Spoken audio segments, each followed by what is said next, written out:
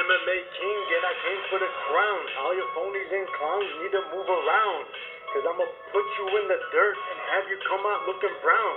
But it's okay, don't frown, cause I'm always gonna be around. So listen up, I'm only getting started.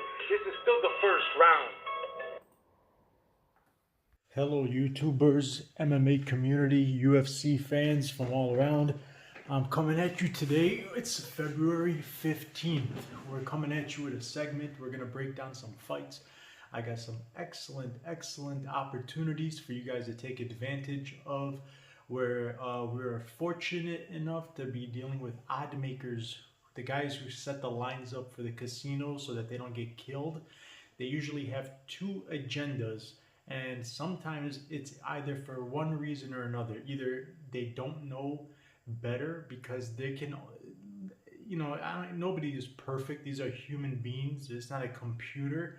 So people make mistakes. You see it happen with judges all the time, and it happens to the best of them. But the other situation could be the wool over our eyes. When you have two fighters that are coming together, one is coming off the Dana White Contender Series, another is coming off of the similar type of scene, the regional scene, and you got two guys who you haven't seen time after time on the big stage in the UFC. They haven't really built a name for themselves, so you don't have anything to go off of besides what's on paper. And if you're looking on who's got the wins, who's got the nicer record, who's got this submissions, it looks, what's on paper is not always the scenario, this true story behind the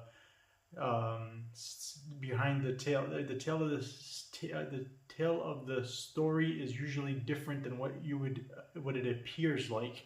So if you're judging a book by its cover, for example, let's talk about Pat Sabatini. Pat Sabatini is a guy who, if you look through his record just off skimming through it, he's lost and he's won fights against guys who look very low level.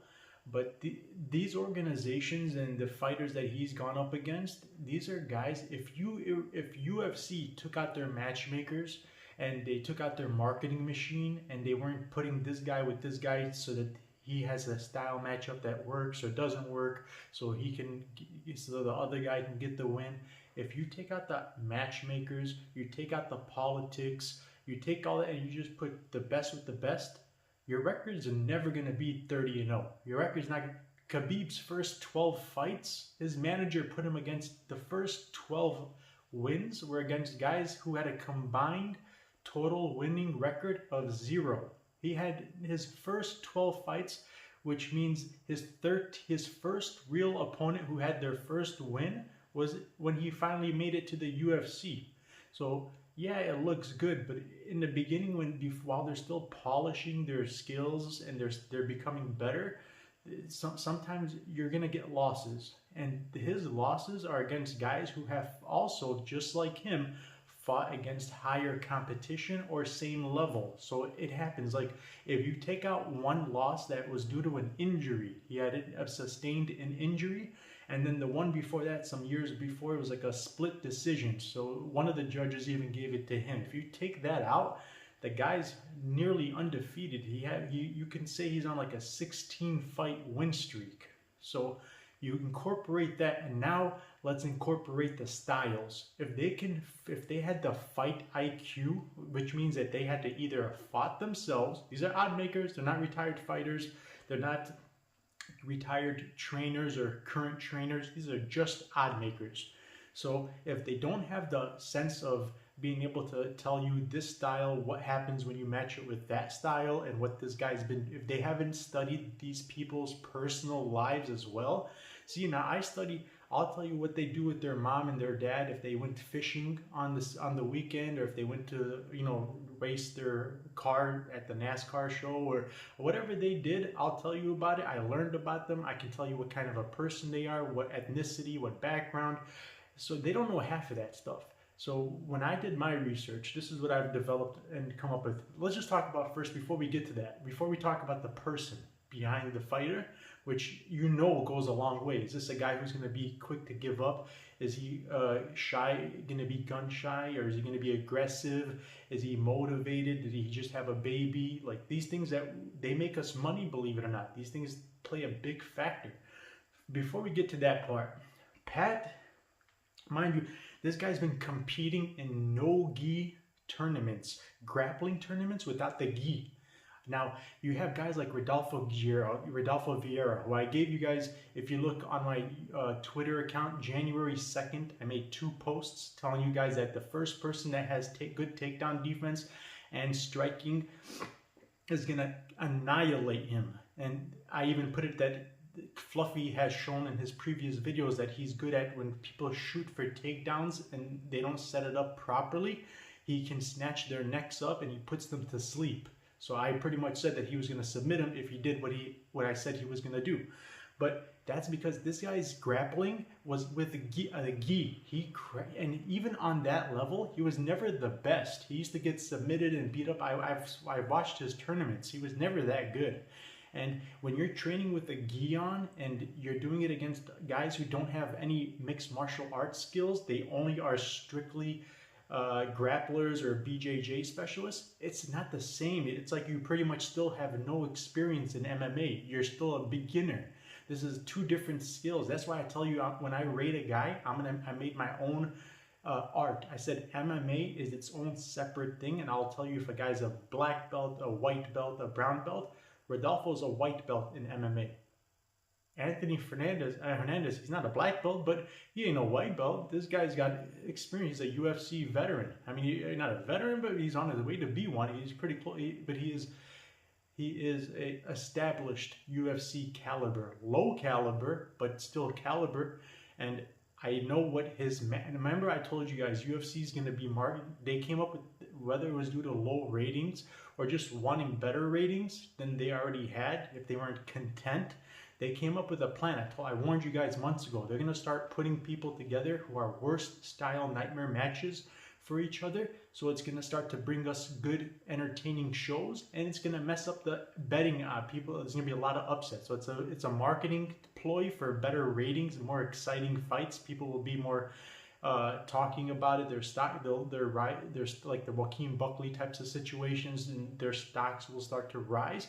But also there's going to be a lot of upsets, parlay ruiners. So it's going to get really ugly for the rest of the gurus. I hope you're on my channel and you're here to stay, because this is what's going to separate us. This is where I'm going to be able to tell you. That's why if you look, I've been cashing in on more underdogs than I've ever in my life.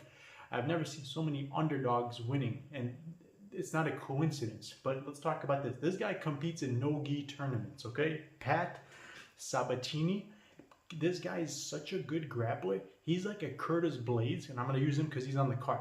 He's very similar in the style of how he fights. He doesn't give you an opportunity to capitalize on any mistakes. Right when the bell starts, he's got a game plan, and he's going through with it from the beginning to the end. He's going to try to implement his strong suit, what he likes to do. He's going to put his head in the correct positions. He's going to do the level changes. He doesn't mess around. He doesn't take chances. And his opponent, Rafael, who's a big favorite here, he's like a 2-to-1 favorite.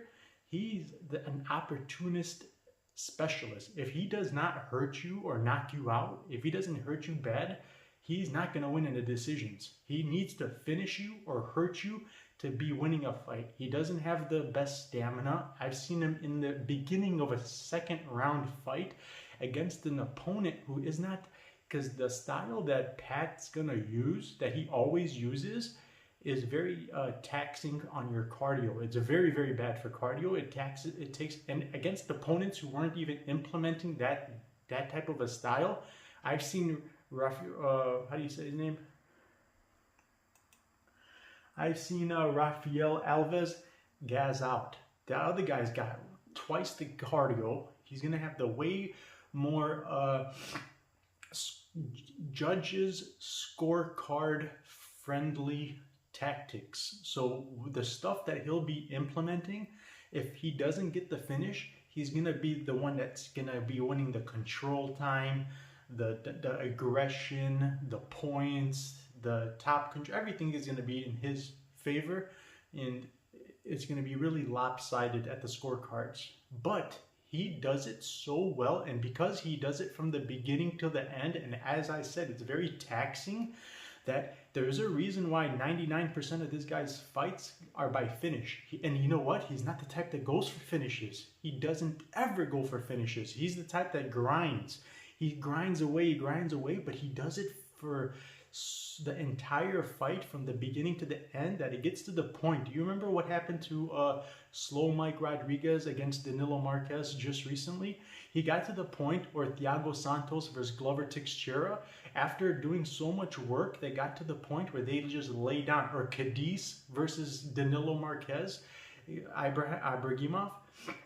They were so tired from having to fight back and defend from this type of stuff that Pat does in all of his fights, that it got to the level of, in the later rounds, they were defenseless. So it was so easy to put them away that when the stoppages, they came from no effort. All he had to do was just keep doing what he was doing, and it was going to result to a finish, or else it was going to, the referees would have to sit there and let somebody be defenseless from burning themselves out of trying to, stand back up or cover up. It just gets so taxing and it accumulates into so much damage.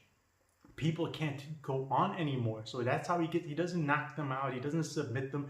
He wears them out. And that's the same stuff that wins. If he can somehow manage to go the whole 3 rounds, he's going to be so far behind in the rounds. I wouldn't be surprised if it was a 30 to 25. Like if he 10-8s this guy every round, I wouldn't be surprised. And if he doesn't, and he's not the type, again, he doesn't put himself in predicaments. He doesn't take even a Bryce Mitchell, who I'm very high on. He'll play around on the feet for a while. He's confident in his stand-up, so he'll mess. This guy doesn't do that. He'll take a similar approach to what you saw Christian Gallegos against my fade of the week, Carlton Minus, who they just cut.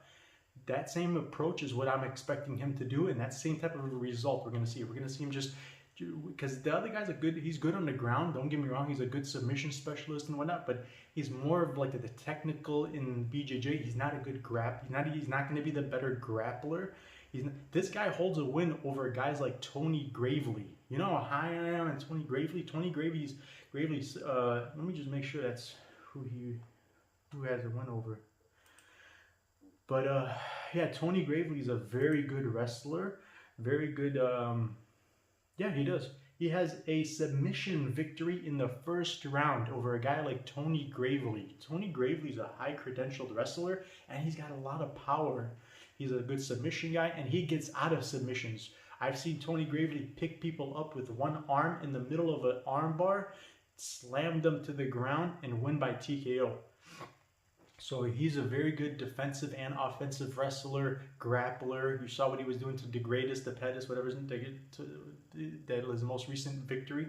He looked very, very good, and he did exactly what I said he was going to do in that fight, and he came out victorious. But this guy's got a win over him, and that guy is a better version. This guy's not he's not very comfortable on the feet.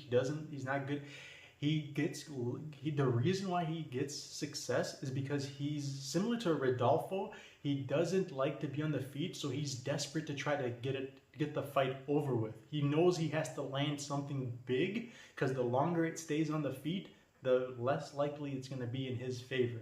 So because he's just not that good. And when you're not, it's similar to even who else is like that?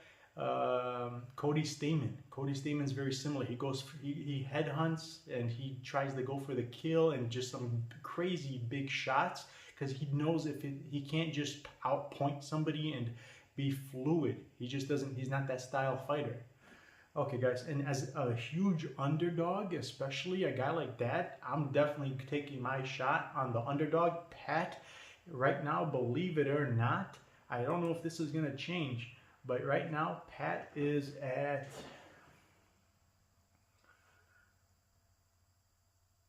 Where the heck is he?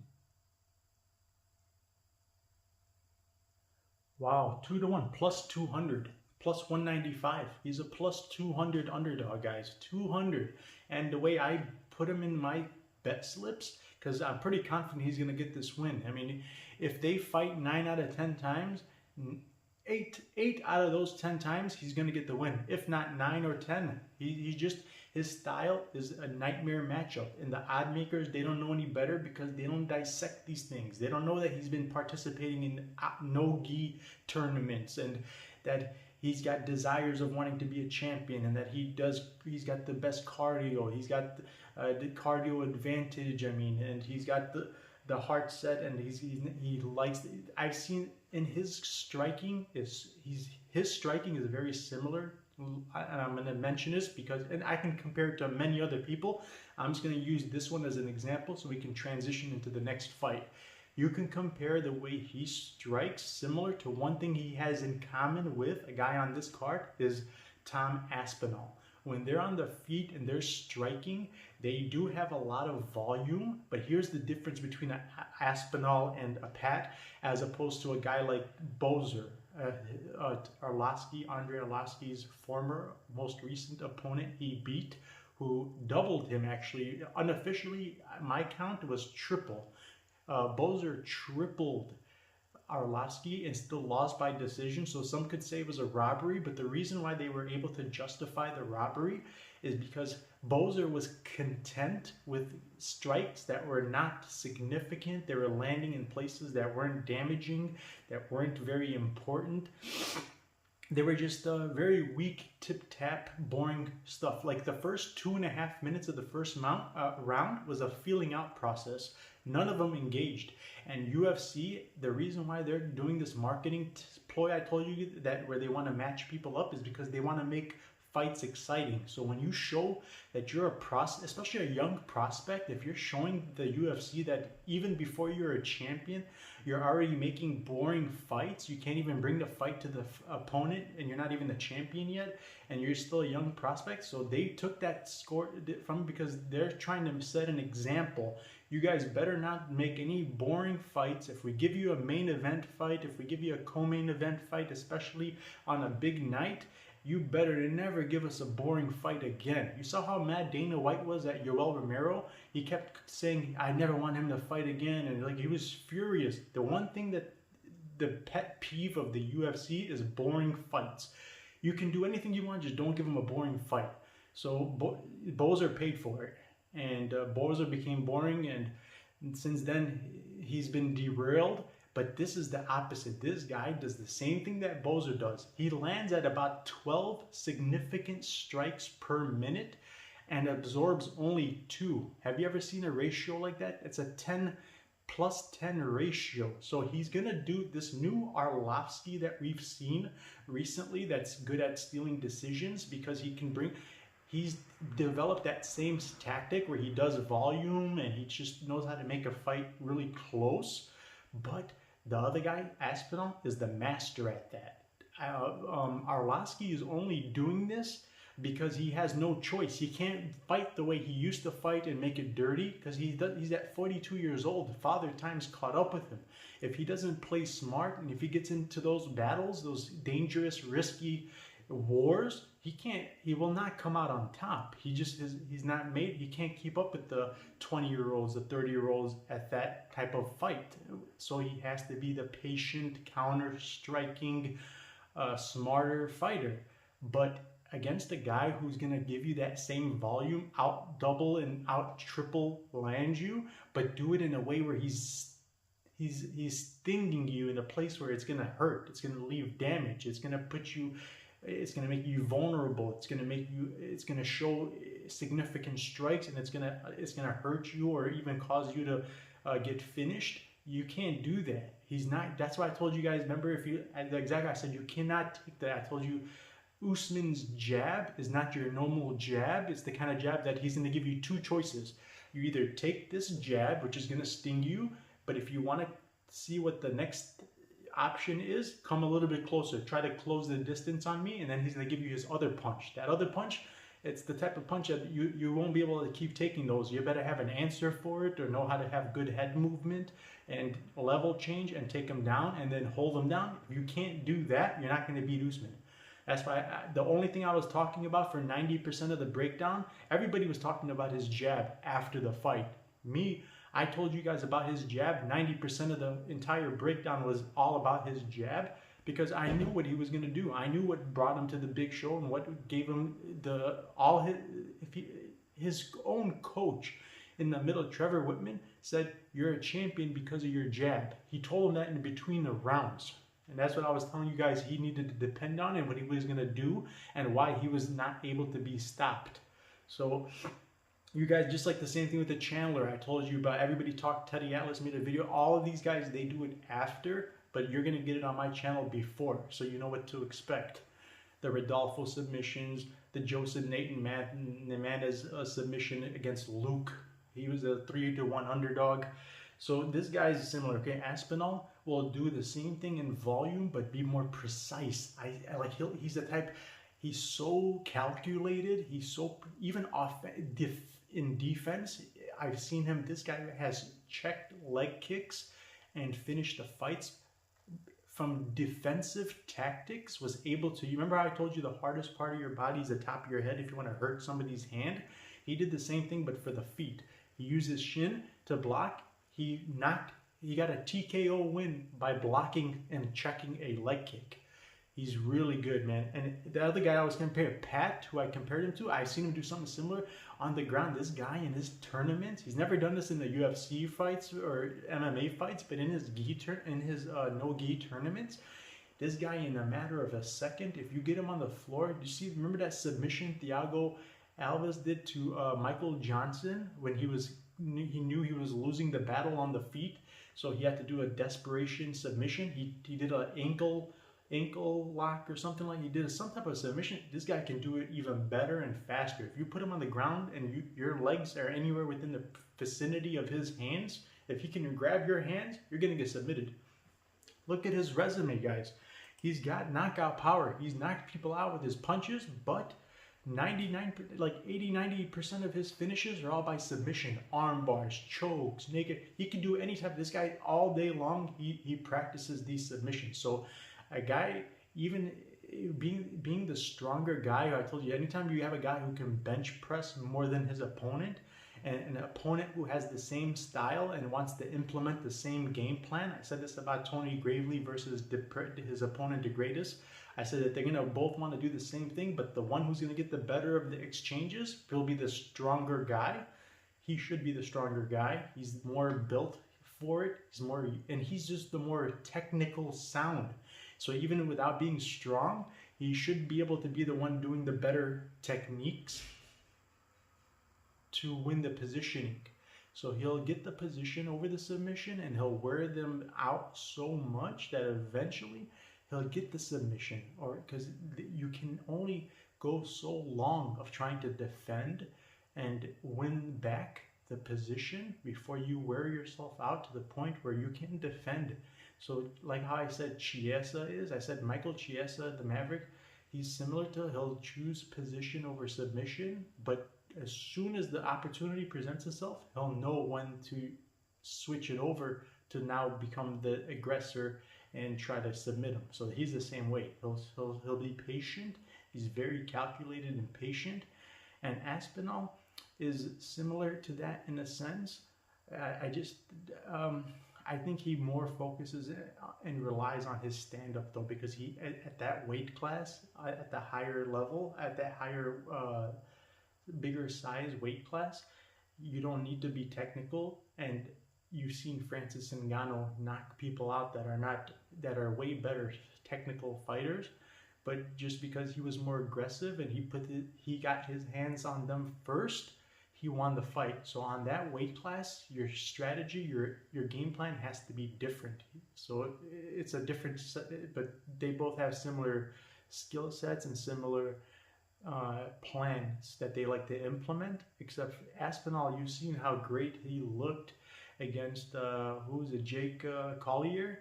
But this was the Jake Collier who was sitting in a couch right before they called him. It wasn't the Jake Collier we seen that we cashed in on as an underdog. We had a good underdog parlay and single bet on, because I told you he looked like a big difference. It was a big difference in the weigh-in, the face-offs. Well, I had already predicted he was gonna win before the face-offs, but after the face-offs, remember, that's when we went fully, and we even made parlays with Jack Collier. I think that's his name, right? I only know faces. I'm not good with names, but yeah, Tom Aspinall. His first fight was Jack Collier, correct? And he did knock him out right away in the first round. So but this was a different Jack Collier, but I don't think it would have been a different result because this guy is very precise. He knows how these heavyweight like types of these big 250 pounders, whatever they are.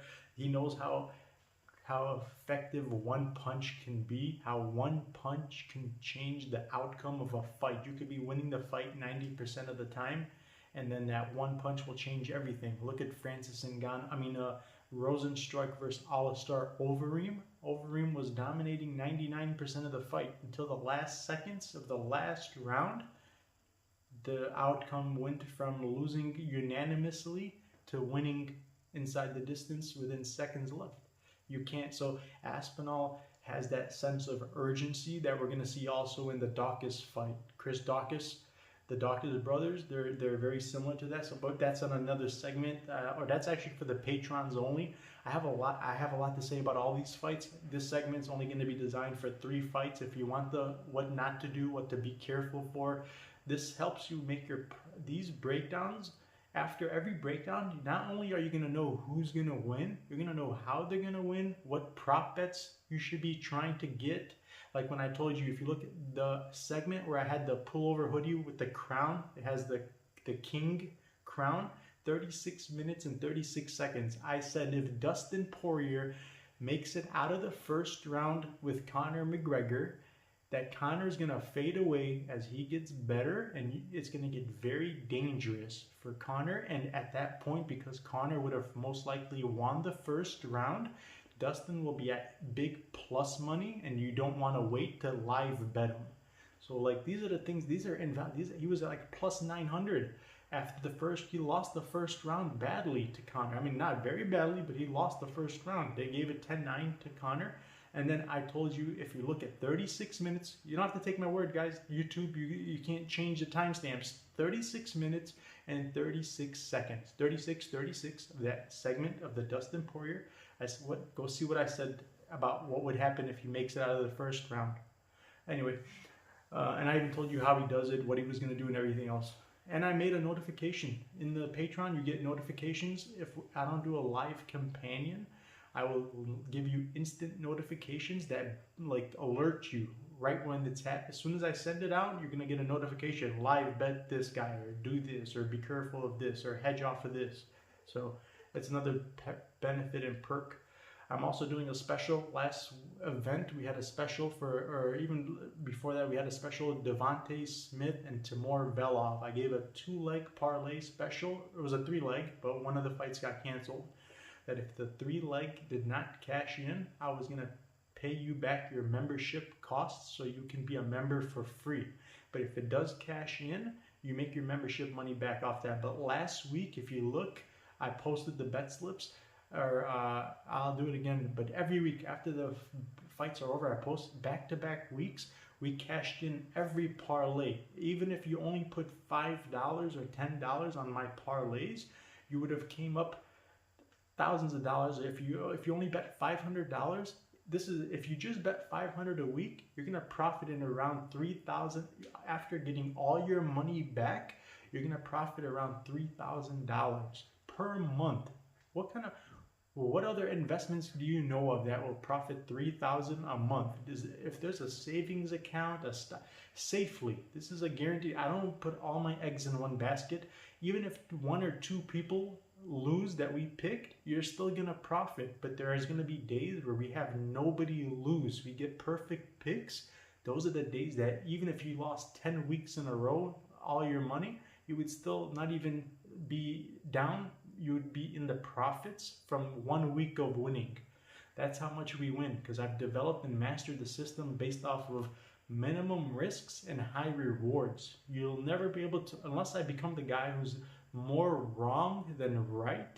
If I even stay at 60% accuracy, and go look at my MMA betting tips, I gave them 7 bets. I made 7 important pieces, parlay pieces, bets, all of them cashed in. My prop bets, 100%. My single bets, 100%. My parlay pieces, 100%. I have the link in my description. I went 100% every time I ever put my bets out there, 100%. So imagine what I do for the patrons. All right, guys, it's in the description. Another fight, I'll give you just a quick breakdown because I got to make some private segments for the patrons as well. So I'm putting the entire full card in the Patreon only segment. There's a private segment folder for you guys to see. But I'll give you the Curtis Blaydes. And, oh yeah, so we're going to go with Aspinall. Sorry if I didn't make it clear. Aspinall is the nightmare matchup because he can fight. Unless Andrei Arlovski goes back to the old version, he's got to fight like the old Andrei Arlovski. If he's going to have a chance, he'll never do it. They're not going to rob this guy. He's not a boring fighter, so they're not going to cheat for Arlovski in the scorecards. A 42-year-old who's at the end of his career, especially, the marketing machine has no need to cheat for him. They set an example out of Bozer, so that was a different situation, but this case, they're not going to have to cheat. If he doesn't decisively win, it'd be quite the opposite. They would actually probably sway, the judges would sway in the favor, but they don't have to. Aspinall will out-volume, out-pressure, out-control, out-aggressive. Everything will will be in his favor, unless Arlovski can either get a knockout, and that's going to require him to go back to being the Arlovski of old. If he goes back to that, here's the problem. He's going to be not as durable and capable of withstanding those exchanges, and that's when you're going to see inside the distance for Tom Aspinall. So it's a lose-lose situation. They put him in a bed, and this is a similar thing to what I told you. See, there's a pattern. If you're paying attention to the politics, remember what I told you? I said when they robbed Pedro Munoz, when they gave Frankie Edgar the decision, and a lot of people, 28 unofficial judges out of 29, even the outside the UFC judges that graded that fight said that Pedro Munoz won clearly.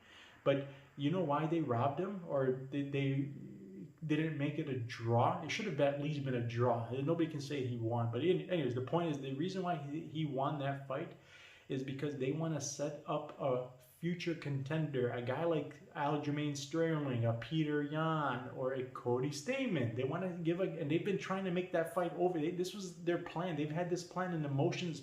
They knew what was going to happen next.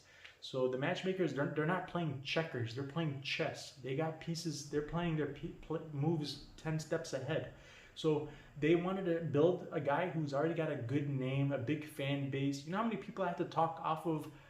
Go ask the guy who makes his own show, Camper. Not only did I pick Frankie Edgar to lose, but I said it was going to be inside the distance. I have messages on Twitter, screenshots. I even put it in my last segment on the screen. Or you can ask the guy who has his own show that joined my Patreon, Ray John. So I picked inside because I knew that this was a ploy. They wanted to set him up to win, so it looks like even a more impressive win for their prospect because they need to make this division exciting. They brought him down to save the division and contribute and resurrecting it back from the dead. This was a division that they were almost going to shut down. So in order to bring it back, they had to bring guys like Edgar back, and they had to make him look like a world beater, like the old Edgar. So they gave him the perfect style matchup, a guy who's not very accurate, who does a lot of volume, so he looks like he's really good, but he's not. He doesn't hit you in any places that are going to hurt. He hits you on your cheeks, on your forehead. Like, he's a very, I explained, I broke it down on why it was a closer fight than it should have been and what types of mistakes and holes he was showing in his game. And I told you that this guy is the opposite. He's not only very calculated and precise, he's very sneaky. And that's why I said it was going to be inside the distance. And he's very long, and he's got a good range. He's got very good range, and he's got a very wide frame. So he's very big and long for the division. And a guy who's going to try to wrestle with somebody who's very good at precision striking. There's no way he's gonna go to the decision scorecards. I seen this from a mile away. It could have been a kick. It could have been anything, but I knew it was going to happen. But the point is, my whole point was to say this is a similar situation. They didn't give him the win for nothing. They want to set him up just like Bozer. They thought Bozer could have been that guy, but he blew it. He made it a boring fight. That's not the kind of prospect they want to. I told you the marketing machine only gets behind people that they think are deserving and that can back it up. They don't usually go behind the people that they don't think are skilled, because they have too many skilled people on the roster that they don't have to do that for the other people that are not skilled. They usually like to get behind the people who do have the technique and skill and are fun fighters. So Bozer blew that, but Aspinall won't. Aspinall loves going for the knockouts. He's not going to try to win at the scorecards. So they gave him a guy with a big name who's coming off of a win, a robbery, some could argue. I mean, but this is a setup fight. This is a fight, a gimme fight for Aspinall to lose. And I think there's still some good value in it. And again, a striking differential rate between him and Arlovski, night and day. You can't even compare them. They're on two different levels, guys. This guy's very technical. He does block very well. He moves out the way. He doesn't get hit very much, and he does it in high volume, but he's not like a Jamal Hill where he does that tip tap, like it takes a long time. You cannot take this guy's types of volume striking for very long. If you don't have an answer for it, if you don't knock him out or put him away or take him down, you cannot keep eating that. You have to find a solution. You can't just. That's why his fights don't usually go to the scorecards, because he's very similar to, like I said, Pat. So that's why it's perfect that I talked about both of them at the same on the same segment. You can say the same thing about both of them. But Tom Aspinall is the rightful favorite. But the good thing is the money is coming in on Arlovski, because nobody can dissect the fight this way. Everybody just thinks Arlovski, oh yeah, he's an underdog that keeps ruining people's nights, so let's go with him. Let's take a shot on him. This is not the same thing, man. This is a whole different type of scenario. This is not. I get why the casuals, the odd makers, and the bettors are thinking, oh, another Arlovski underdog ticket. Woohoo, we're gonna cash in. Nope, not that type of a night, guys. Sorry. But if you're watching this channel, you got the reminders. Please hit the like, hit the comment, because there's gonna be a day where I'm gonna be like, man, 50 likes only, 60 likes, only 1,000 views. What am I doing this for? I could be making money in the Patreon. I could be doing this. I could be doing that. So if you guys want me to keep coming with this knowledge, because I do spend a lot of time researching, this is my full-time gig now, and I have perspective of a fighter, of a guy who knows the politics, of a guy who knows the betting system, who knows the personal lives and studies of the human beings behind the fighter. Like, who else do you know? Like, it's either the guy knows about MMA but doesn't know about this and doesn't know about that. Who do you know that can bring you all of that and combine it into the perfect system? My accuracy is not 90s, 100% range back-to-back weeks because I'm lucky. But nobody can do that, and that's why I don't like the two. I'm very humble. I'm very opposite of being like cocky, but there's nobody that can do this, man. I didn't bump into it I didn't take some classes on how to do it. I didn't read a book. I just happened to have those advantages. I was a fighter. I was a trainer. I was a guy who followed the sport from the day that it started. I'm a guy who started to bet on it from years ago, so I got the betting experience. I got the fighting experience, the studying fighting, which is a trainer's extra additional fighting IQ. And then I got the hardcore fan perspective. I got the bet. Like, these are things you can't just like go to one class and learn them all, but you do need them all. If you're missing one of those aspects, you'll never be able to be good at this. You're gonna have to be the guy who chases underdogs, who picks their fights based off of value, and the lines are too wide, and that dog or pass will be the first thing that comes out of your mouth every time you see a fight that's too hard to call. Like, for me, there is no fight that's hard to call. There's going to be one guy who's the rightful favorite. There's going to be one guy who's supposed to lose, even if it's 6 out of 10 times. I'll tell you that if there's a guy who's supposed to win, but he'll only win 60% or 70%, that's the favorite. I'm comfortable with. I'll be happy, but I won't parlay it. That's the thing. I can tell you when somebody is a favorite that should be winning 9 out of 10 times, and that's why we'll make him a level 1, a tier 1. Column A in my Patreon. There's different levels, so like, even though I know who's gonna win, I know that there's some fights that they'll just be too close So they're not parlay pieces, because on any given night, the other guy does have a shot at winning. So we'll never, I can tell those. That's why I have color coordinated picks. There are some people that tell me I can't afford the Patreon, but can I at least buy your color coded picks? My color, they know the value. That's like the key, the map. If you wanted a map on how to make my parlays, you'll still never make them as good because there's more to it, but that would be a good start. If you have my color coordinated picks, you'll know who's going to be the guy you can trust in more parlays, or the guy who you can trust in big parlays, small parlays, high wagers, small wagers. So yeah, man, just follow me on. If you can't afford the Patreon, there's no supplement to the Patreon. If you can get into Patreon, get into Patreon, because there's no other. Everything else is a far second or third. You can follow my Twitter. You'll get some, like the plus 2,000. We hit a plus 2,000 prop, $100 to win $2,100 for Rodolfo by submission. And all you had to do was the same thing I did by Alessio. Do you remember what I said? Go look at my Twitter post for the week of the Buckley versus Alessio de Chikiro. I said, guys, I don't want to be the one that tells you and ruins your, your hopes, but don't fall into the hype. I said, this guy has not won a decision since 2007. It was against the guy who was 9-4, never made it to the UFC. And since that decision, it was a split decision, by the way. He's only won fights by knockout. And a guy who's Alessio, who never strikes from the same place, doesn't throw the same combination twice, is it literally style nightmare matchup for somebody who he's never been knocked out before. I said, you guys are being fooled as a 3-1 favorite, especially. You'd be crazy to not try to either pass or take a shot at the underdog. So, the Li Jinglang, I told you Ponzinibbio was in for a bad night. I kept making post after post. Just the Chandlers, I said it was just the style nightmare. The guy who is the longer guy, you guys kept saying he's got too much of a reach, 10-inch. I told you he doesn't even fight good as a long fighter. He doesn't use his reach advantage. He actually is very bad at trying to use it. When he does use it, he gets in trouble. Like, these are things that nobody would pick up on if you're just, because they go off of paper, odds, records. That's not gonna, if it was that easy, Vegas would be bankrupt.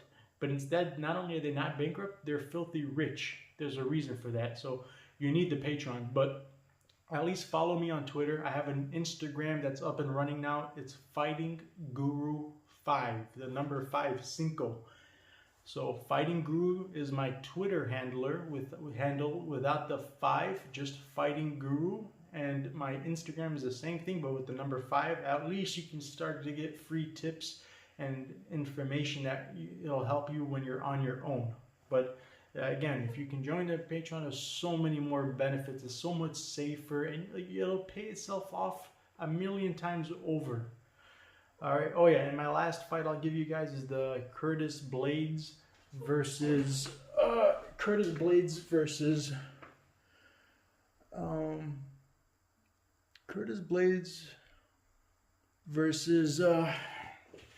Derrick Lewis. I don't think anybody needs really help on this. This is an easy fight to call. Curtis Blaydes, similar to what I just described, would be like for Pat. He doesn't take any chances. He's not going to try to showboat. He has very good IQ, good cardio, and he's got a game plan that since from the beginning, when the bell rings, from pillar to post, he's going to be using that game plan, and he's going to be wearing you out. So I could see even a finish, and especially if it's a 5-round fight. A guy like Lewis, he's not gonna, like I told you, the resilient Brazilian would not. I said anybody who is gonna try to be fooled, because a lot of handicappers were saying by decision, Usman's a decision machine. He's a born. I said this is not the fight that you want to bet by decision. I actually look at I got my only prop bet was the rounds. The prop bet. Look at my parlay ticket. I mean my MMA tracking site that I got 170% ROI in. My prop bet was on the Usman fight. I got that one right. So I had 100% for my prop bets because of my Usman fight. I put it on the tracking website.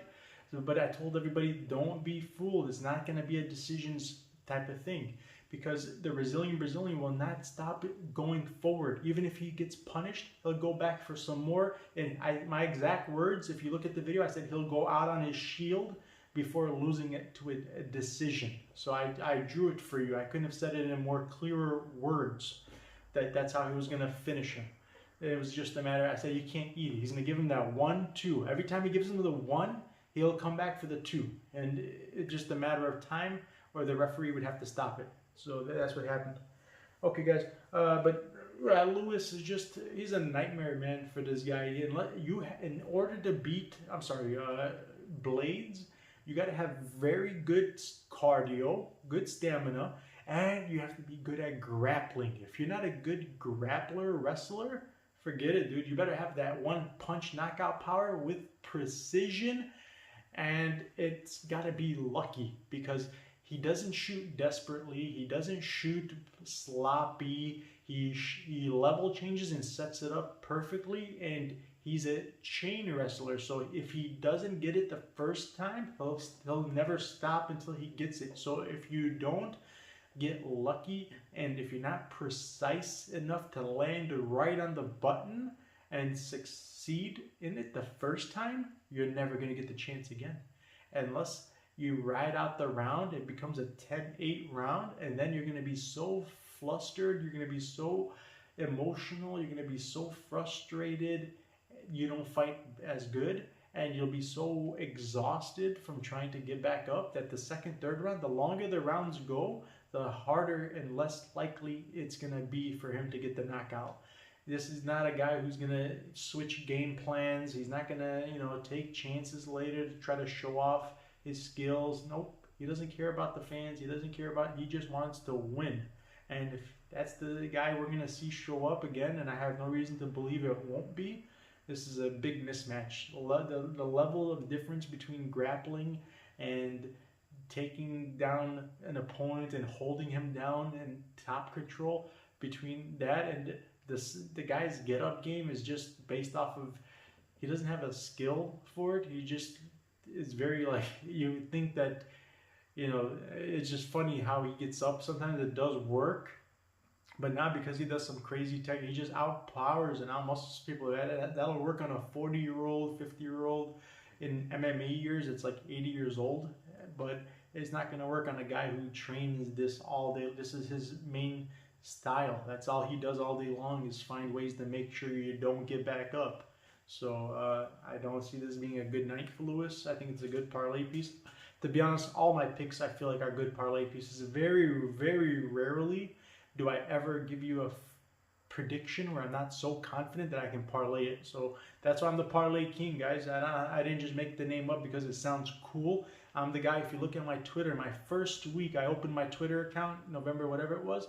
It happened to be the week of the Khabib card. So I said, you know what, because this is my first week, before I sell you my Patreon and before I ask you to buy my bet slips, I have to give it to you for free. So I showed off. I made 3 different 12-leg combinations. So it was 12 fights, 3 different wagers, but the same 12 people. I didn't hedge. I just picked the same 12 people. 3 of them are underdogs. 1 parlay, 87 or 88 to 1 odds, plus 80 times my money back. I cashed it in. I had a perfect card, 12 out of 12 correct. I did it 3 weeks back to back, 2 weeks even before that. So, and people thought, okay, he's lucky. Some people right away, they said, oh, I already believe you, man. I don't think you were lying. So some people were quick believers, but how much, it's been 5 months, 3-4 months later, and I'm still doing it. So how can you say it's luck or anything besides this is what I'm good at doing, and this is why people are on my channel, and why they're wanting to be on my team, so we can do it together. So I hope you guys, even if it's better late than never, come and join us. I would love to have you on our team and see you succeed with us on a week-to-week basis, because there's a lot of opportunities coming up, and we are blessed during these hard times with things, especially if you're in Australia. I want you to know the Fighting Guru is aware of your situation, and that people are going through hard times. They're closing, as of yesterday or the day before, they started to close down businesses, and people are not able to go to work. So I'm here for you guys. I'm willing to do the extra long hours of research, lose my sleep, lose my social life, just to put in the research time and make sure that you guys are supplementing your income and have the way to be able to still keep your houses, your cars, food on the table. So the guru is here for you guys. I hope you enjoy this segment. There's another private one coming out later today in the patrons only. And I also have midweek opportunities like NBA and stuff I do research on and help you guys make some money in between the weeks. But there's no need to even be greedy because we make so much money off UFC alone.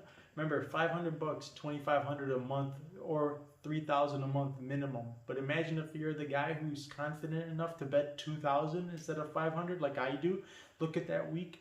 On my first week when I gave you free bet slips, I turned $16,000 of tickets from $3,000. We made $13,000 in profit one day. Not even doctors and lawyers make that money.